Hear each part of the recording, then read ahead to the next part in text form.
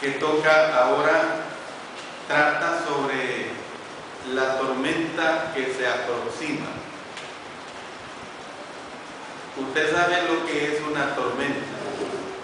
Realmente una tormenta que se le llama tormenta, sobre todo en esta época que unos pocos días estamos por comenzar nuestra estación lluviosa, lo que le llamamos nuestro invierno lluvioso, que empieza en mayo y termina el último día de octubre. Dentro de estos 6 meses se dan tormentas. Son tormentas que muchas veces llenan de temor, de pánico, porque las tormentas son fuertes. Pues hermanos, vamos a ver la tormenta que se aproxima. Y lo vamos a ver precisamente en relación a la vida y ministerio de nuestro Señor Jesucristo, que es el estudio que estamos llevando a cabo y que realmente nos está llenando de mucho gozo en esta presentación del mensaje de la vida y el ministerio de nuestro Señor Jesucristo. Vamos a estar considerando dentro de este nuevo tema la segunda Pascua, la transición, mejor dicho, de la segunda Pascua a la tercera Pascua. Y vamos a ver en esta transición cómo es que Jesús sana a un lisiado en el día de reposo y defiende la acción.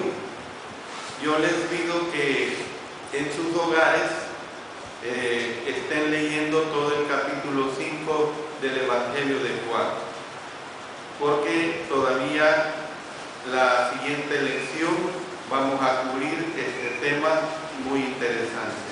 Vamos a ver cómo es que Jesús defiende a sus discípulos que arrancan espigas en el día de reposo. Usted puede ver esta declaración en Mateo capítulo 12, versos 1 al 8.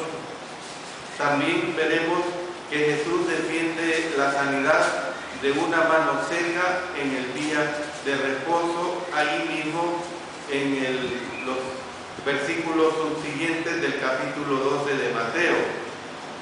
Y veremos también cómo es que Jesús sana multitudes junto al mar de Galilea.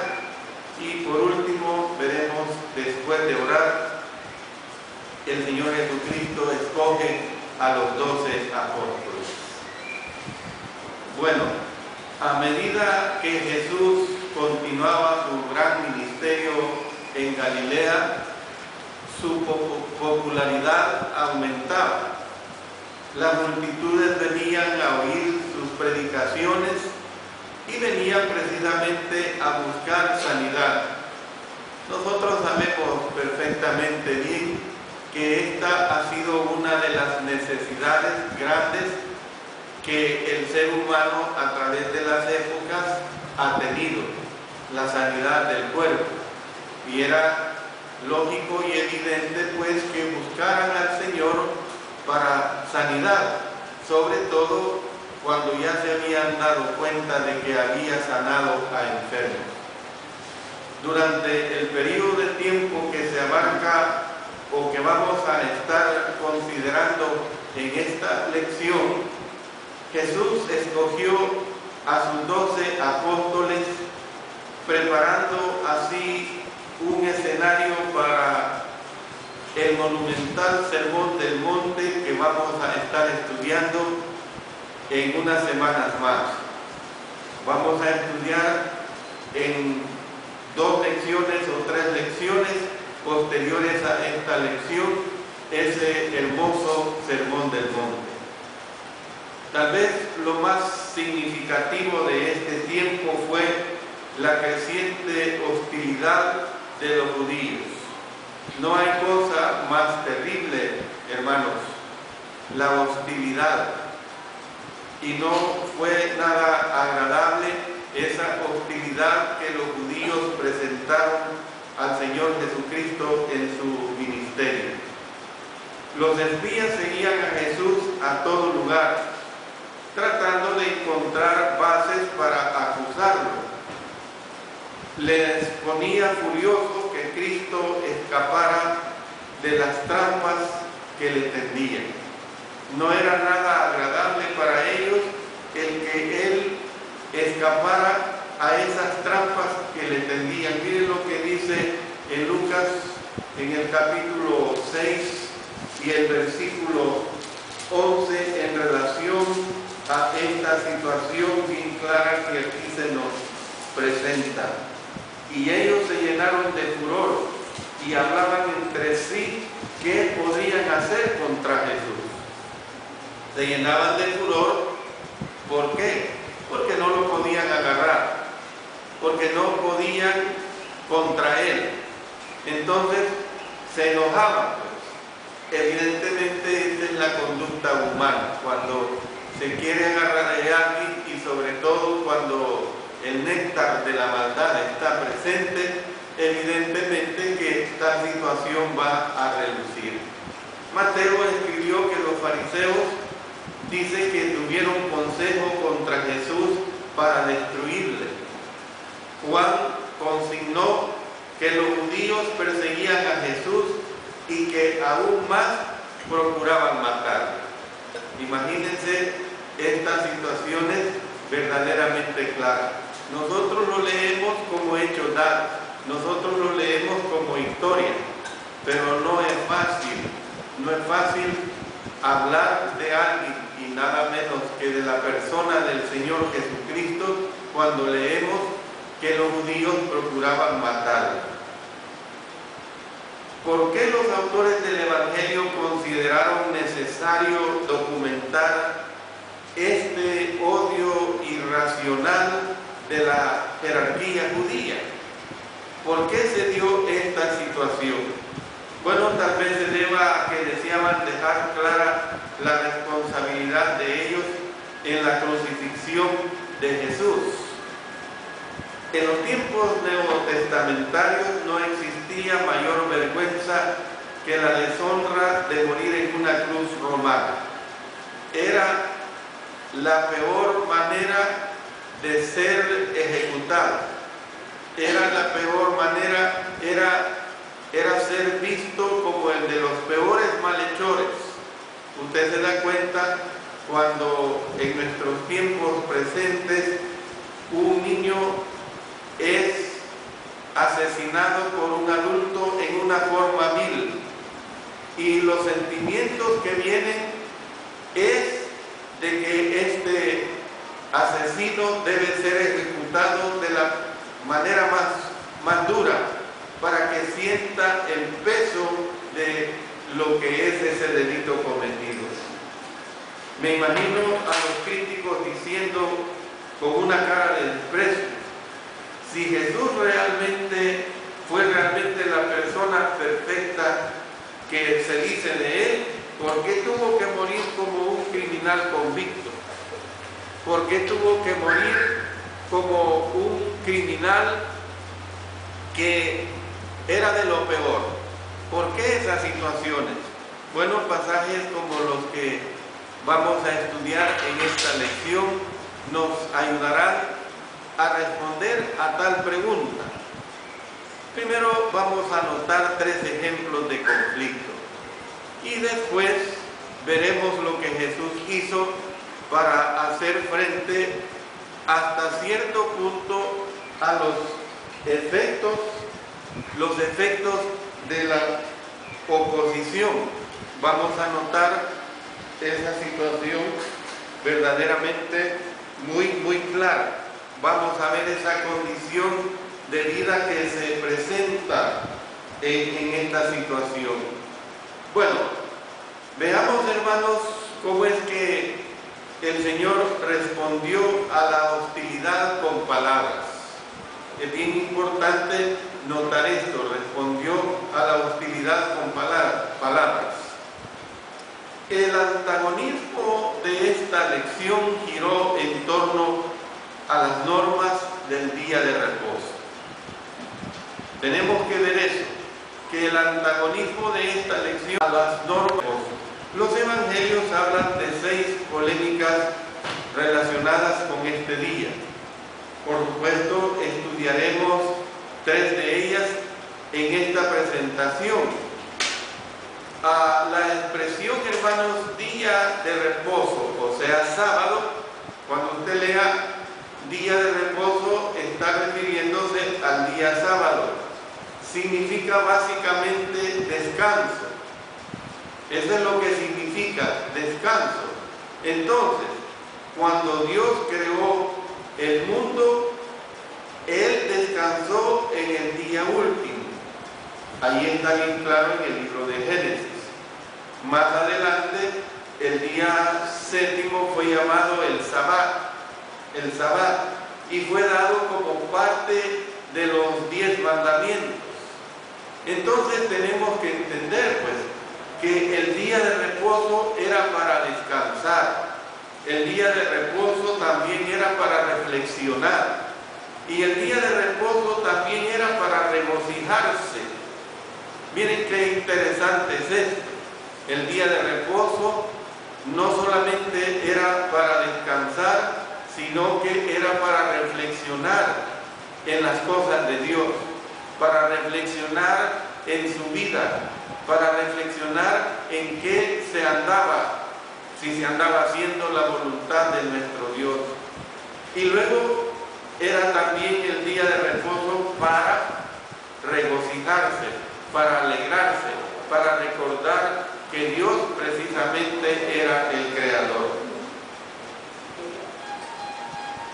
Bueno, para cerciorarse de que el día de reposo se observara, Dios impuso severas penas por violarlo. Y yo quiero que me acompañen a leer en el libro de Números, en el capítulo 15. Miren lo que dice en Números capítulo 15, en los versículos 32 hasta el 36, para que entendamos la seriedad del día de reposo. Estando los hijos de Israel en el desierto, hallaron a un hombre que recogía leña en día de reposo.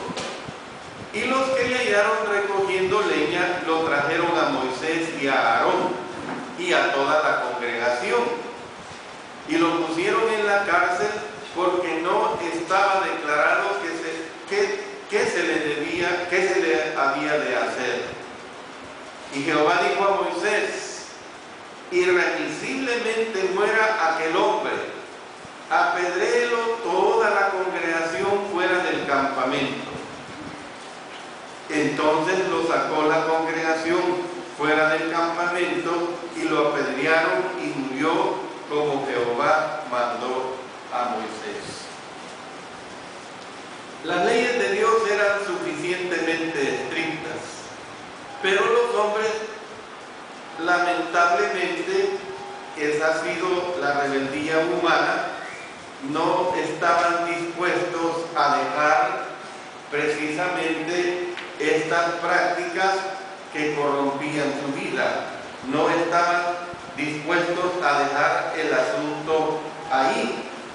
Y entonces nosotros podemos ver, hablando acerca de estas leyes de Dios que eran suficientemente estrictas por los hombres dispuestos a dejar el asunto, se hablaba, hermanos, que la observancia de este día se había convertido en una tarea muy complicada y muy gravosa. Las restricciones mosaicas habían sido elaboradas y multiplicadas hasta llegar a contarse por cientos de ellas. Y muchas de estas normas eran completamente ridículas. ¿Por qué digo que muchas de estas normas eran completamente ridículas? Por ejemplo, hermanos, llevar dientes postizos en el día de reposo era considerado como una carga. Entonces no se podían llevar dientes postizos porque era considerado una carga.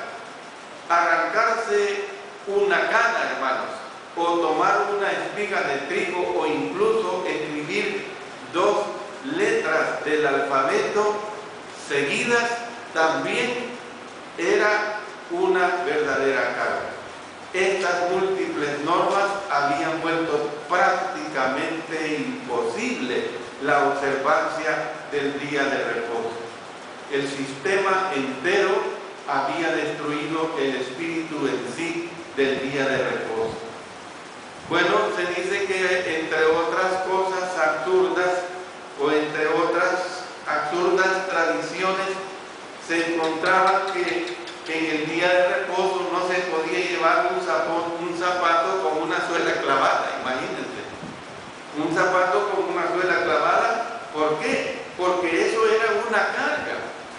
Un hombre podía llevar un bollo de pan, pero miren, si 2 hombres no podían llevar el bollo entre ellos, porque ya se consideraba como una carga también, algo verdaderamente absurdo, algo verdaderamente bien ridículo.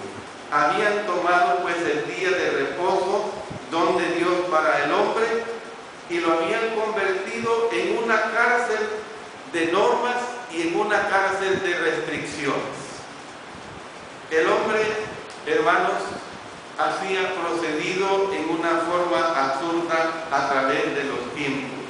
El hombre así se ha comportado a través de los tiempos en una forma completamente muy ridícula.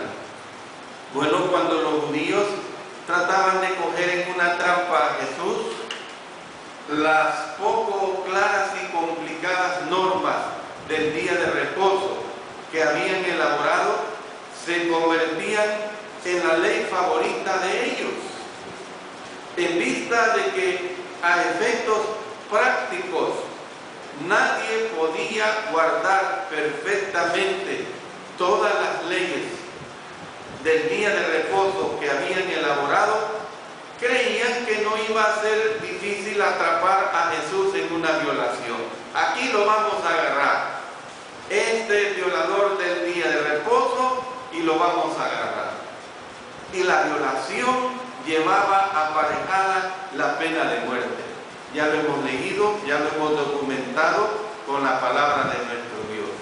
Eso ha quedado bien claro.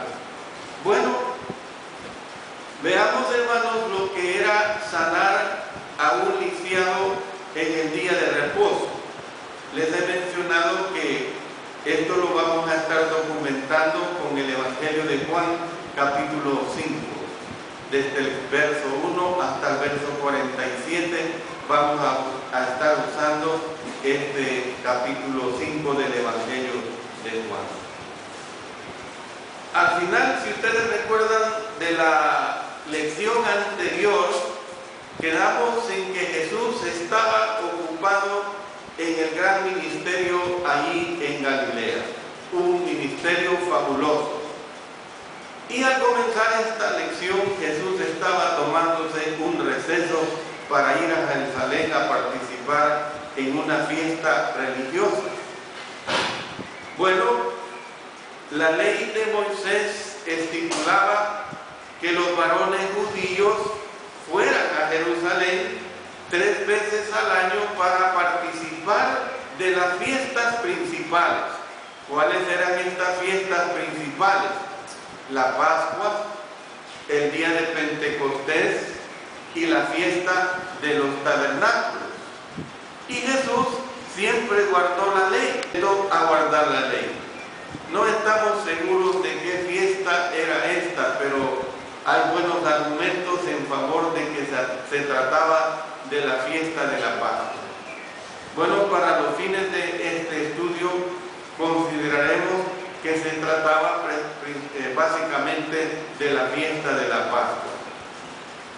Durante la Pascua anterior, Jesús había provocado la ira de las autoridades religiosas judías al echar del templo a los mercaderes religiosos. Esto lo vimos claramente, por ese corrompimiento que ellos habían hecho del templo.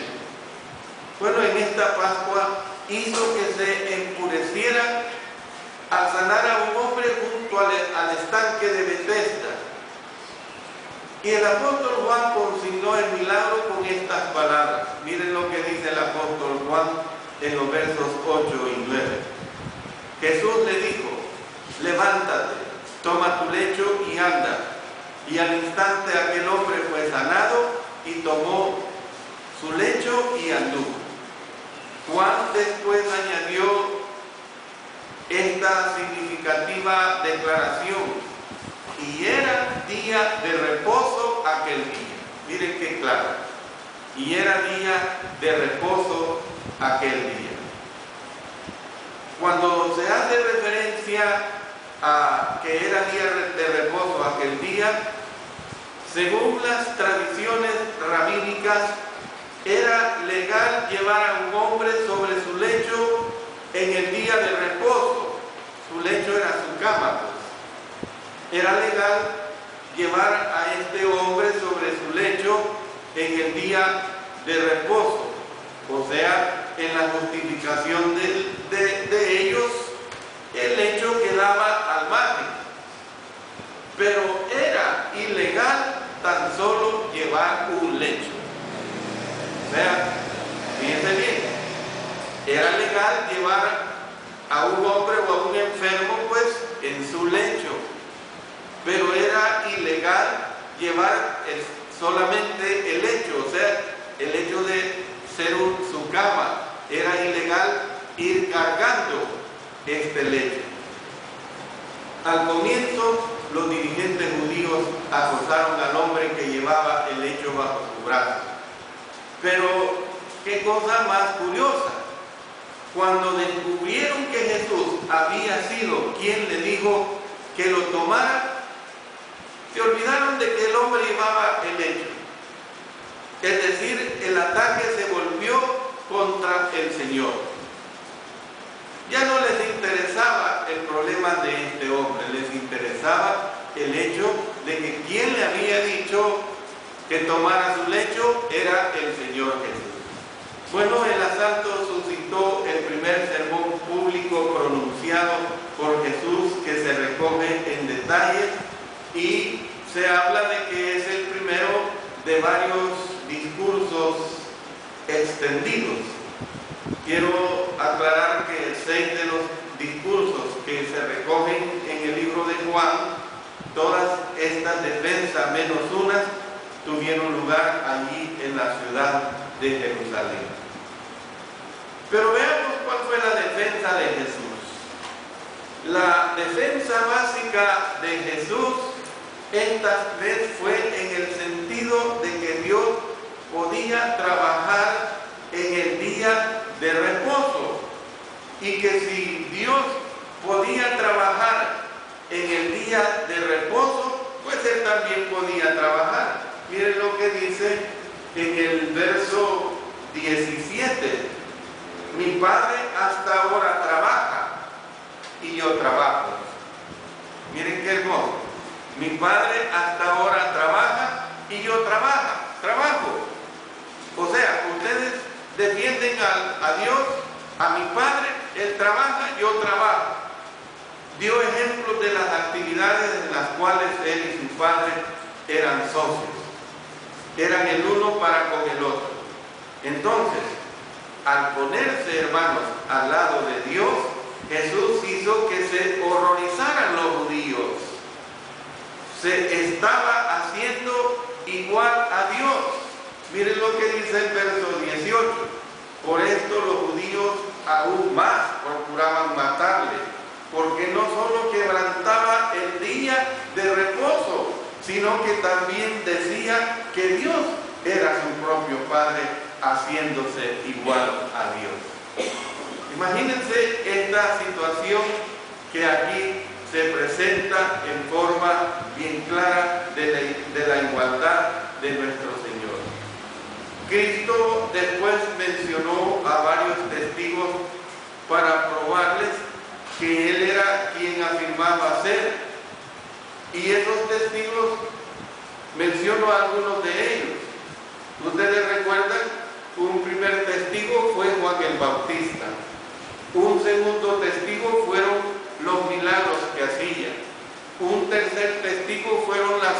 escrituras antiguo-testamentarias que hablaban precisamente de ellas, de la venida de Él. Entonces, hermanos, si un cuarto testigo era precisamente que Dios mismo era el especial testigo. Entonces, nosotros podemos ver, hermanos, que evidentemente había una situación bien clara. Jesús dijo a sus enemigos en esta ocasión que se clasifican precisamente entre las más profundas e instructivas de las Escrituras, hablar sobre esta situación de estos testigos. Aparentemente Jesús salió de Jerusalén poco después de este enfrentamiento. Por lo menos no hay nada que se consignara en relación con este viaje a Jerusalén. Bueno, pasemos a otro hecho importante. ¿Cuál es ese otro hecho importante que se presenta específicamente aquí en Mateo capítulo 12, en los versos 1 al 8? Bueno, arrancar espigas en el día de reposo. Después que Jesús volvió a Galilea, suponemos que Jesús volvió a Galilea por el siguiente argumento, o sea, el relato que sigue tiene lugar en una sinagoga y según Mateo, esta es la sinagoga a la cual asistían los fariseos que habían increpado a Jesús en el sembrado de trigo. Según Marcos, esta sinagoga estaba aparentemente cerca del mar, o sea, el mar de Galilea. Entonces, vemos, hermanos, que después que Jesús volvió a Galilea, andaba él con sus discípulos por un campo sembrado de grano en un día de reposo. Y la Escritura nos narra que sus discípulos dice que tuvieron hambre. Y como tuvieron hambre, comenzaron a arrancar espigas y a comer. Bueno, si este evento ocurrió poco después de la Pascua, es probable que el grano a lo mejor haya sido el grano de cebada. Lucas añadió que los discípulos restregaban las espigas con las manos. El grano en la espiga está envuelto en una cascarilla que se debe quitar para poder comer. O sea, como nosotros tenemos granos, tenemos plantaciones que se comen directamente del fruto hacia la boca. Los seguidores de Jesús estaban restregando espiga con espiga para desprender y después podían soplar la cascarilla y llevarse a la boca el grano crudo. Entonces, hermanos, mientras ellos arrancaban, restregaban, soplaban y masticaban, apareció de repente un grupo de fariseos y comenzaron a acusarlos de quebrantar el día de reposo. Según Lucas, los fariseos increparon a los discípulos y según Mateo y Marcos, los fariseos increparon a Jesús. Es probable que hicieran ambas cosas, increparon a los discípulos como también increparon al Señor Jesucristo. Entonces, hermanos, esta escena podemos decir que tiene un toque, por decirlo así, humorístico. ¿Por qué digo que tiene un toque humorístico? Imagínense a los pomposos fariseos en sus trajes bien pulcros, en sus trajes elegantes, agachados en un campo de grano, escondiéndose y esperando la oportunidad para abalanzarse sobre Jesús apenas vieran la más leve infracción de sus queridas tradiciones. Lo vamos a agarrar, hay que agarrarlo, porque es necesario que Él dé cuenta del quebrantamiento del día de reposo. Hermanos, la acusación no fue en el sentido de que estuvieran robando el grano de otro hombre, pues la ley permitía a los viajeros arrancar el grano y comerlo. Vamos a Deuteronomio en el capítulo 23, allí habla precisamente de esa permisión que daba la ley. En el capítulo 23 y el verso 25 dice de esta manera: cuando entres en la mies de tu prójimo, podrás arrancar espigas con tu mano, mas no aplicarás hoz a la mies de tu prójimo. Era permitida esta situación. La acusación era en el sentido de que se habían violado las leyes del día de reposo relacionadas con el trabajo. En lo que a los fariseos atañía, arrancar unas pocas espigas equivalía a cosechar, a restregar el grano, era como atrillar el grano. Soplar la cascarilla era como aventar el grano, y comerlo equivalía a molerlo. Todo esto, imagínense, eran acciones. Es probable que añadieran que los discípulos habían preparado a lo mejor una suculenta comida, la cual estaba prohibida en el día de reposo. Todas estas especulaciones son bien factibles hacerlas, hermanos, precisamente por esa actitud tan nefasta que tenían con nuestro Señor en relación de ver cómo le hacían caer. Pero, hermanos, el Señor Jesús siempre se defendía, y se defendía como el Hijo de Dios que era, se defendía como el Dios que había venido de lo alto. La defensa de Jesús en esta ocasión fue diferente de la que presentó en Jerusalén. Al terminar dijo que ellos estaban condenando a los inocentes. Miren lo que dice aquí en Mateo, en el capítulo 12 y el versículo 7. Mateo capítulo 12 y el versículo 7. Y si supieseis qué significa misericordia quiero y no sacrificio, no condenaríais a los inocentes. Miren qué claro, los está declarando inocentes. En otras palabras, Jesús, hermanos, se declaró inocente. Él solo se declaró inocente. Qué hermoso esa situación, basándose en 5 razones que quiero compartirlas con ustedes.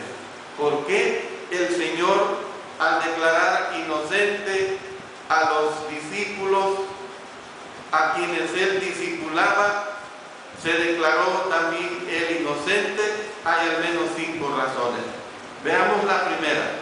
Inocente porque a los sacerdotes no se les consideraba culpables por trabajar en el día de reposo. Miren el verso 5 de Mateo 12. ¿O no habéis leído en la ley como en el día de reposo los sacerdotes en el templo profanan el día de reposo y son sin culpa? Y son sin culpa. Entonces, el día de reposo era, por decirlo así, hermanos, el más ajetreado de la semana para los sacerdotes. Qué cosa, qué contradicción, hermanos. ¿Cómo es que el día de reposo y los sacerdotes era cuando más trabajaban? Pero hombre, si tenemos que entender, hermanos, que eran los encargados de los servicios religiosos, eran los encargados de llevar adelante lo que el Señor les había encomendado. En segundo lugar, Inocente porque a los sacerdotes no se les consideraba culpables, como ya he dicho. Y inocente porque a David no se le consideró culpable cuando comió el pan de la proposición en el tabernáculo para aliviar el hambre. Miren lo que dice en los versos 3 y 4. Pero él les dijo: ¿no habéis leído lo que hizo David cuando él y los que con él estaban tuvieron hambre? Como entró en la casa de Dios y comió los panes de la proposición, que no les era lícito comer ni a él ni a los que con él estaban, sino solamente a los sacerdotes. ¿Por qué no condenaron eso? ¿Por qué, si ustedes son seguidores de David y aman a David, por qué en ese tiempo no hubo esa condena? Hermanos, David no se le consideró culpable cuando comió ese pan de la proposición en el tabernáculo para aliviar el hambre que tenía. En tercer lugar, inocente, porque el propósito del día de reposo era servir de bendición y no de carga. Dice en Marcos, en el capítulo 2 y el verso 27, hermanos, Marcos capítulo 2, verso 27, también les digo: el día de reposo fue hecho por causa del hombre, y no el hombre por causa del día de reposo. Hermanos, ¿qué vemos? Negarles a los apóstoles un sencillo sustento en el día de reposo imponía una carga injusta sobre ellos. Negarles, hermanos, un sencillo sustento en el día de reposo imponía una carga injusta sobre ellos. Cuarto, inocente porque aliviar el sufrimiento, hermanos, incluyendo el hambre, nótense bien, aliviar el sufrimiento, incluyendo el hambre, era más importante que cumplir ritos, especialmente ritos de manufactura humana. Jesús, la enseñanza de Oseas capítulo 6, versículo 6, misericordia quiero y no sacrificio. Misericordia quiero y no sacrificio. Y se lo está recordando ahí en ese versículo 7. Y en quinto lugar, inocente porque el Mesías no podía someterse a las tradiciones de los hombres. El Mesías no podía someterse a las tradiciones de los hombres. Jesús hizo dos aseveraciones que debieron de haber dejado furiosos a los fariseos. En primer lugar les dijo: os digo que uno mayor que el templo está aquí. ¿Qué les está diciendo que uno mayor que el templo está aquí? Hermanos, esta habría sido una osada aseveración para los judíos, porque según ellos consideraban lo único o el único mayor que el templo era el Dios que lo habitaba. Era lo único mayor que el templo que ellos consideraban el Dios que lo habitaba. Y Él les está diciendo claramente, cuando está diciéndoles acá, mayor que el templo está aquí, porque el Hijo del Hombre es Señor del día de reposo. Era obvio que Jesús se estaba refiriendo a sí mismo. Era Él, no ellos, quien tenía la autoridad de decidir qué se podía o no se podía hacer dentro del marco de las leyes. ¿Dentro del marco de cuáles leyes? De las leyes antiguo testamentarias relacionadas con el día de reposo. Termino diciéndoles esto, hermanos, que los fariseos debieron de haberse retirado consumidos por la ira, murmurando entre ellos. Y usted y yo sabemos perfectamente, nosotros sabemos perfectamente lo que es el pecado de la murmuración. Entendemos perfectamente que es un pecado grave, que es un pecado verdaderamente nefasto. Yo voy a quedarme acá. En la próxima clase nos vamos a seguir gozando lo que para el Señor fue sanar una mano seca en el día de reposo y cómo es que respondió a la hostilidad de estos judíos, de estos fariseos, con acciones de hecho, con acciones que realmente valieron la pena. Si ustedes tienen sus preguntas, sus comentarios, con todo gusto las pueden hacer.